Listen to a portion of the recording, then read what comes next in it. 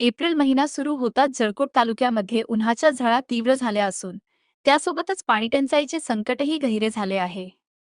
तालुक्यातील वाडी तांड्यांवरील दरवर्षीची पाणीटंचाई लक्षात घेता प्रशासनाने यावर्षी तत्परता दाखवत शिवाजीनगर तांडा व वाघमारे तांडा येथे टँकरद्वारे पाणीपुरवठा करण्यास सुरुवात केली आहे.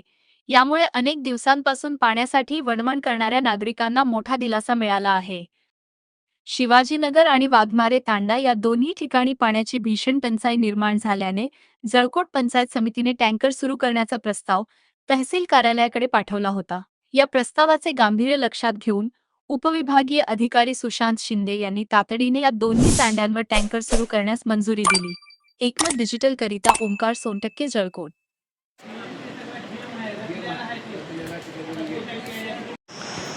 जळकोट तालुक्यामधील शिवाजीनगर तांडा व वाघमारी तांडा या दोन तांड्यासाठी टँकरची मागणी आलेली होती.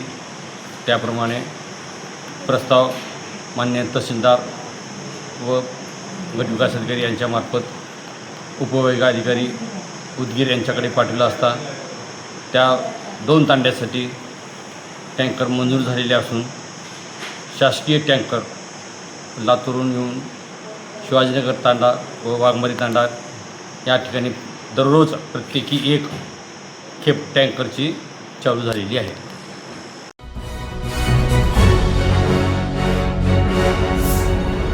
Thanks for watching Ekmat Digital.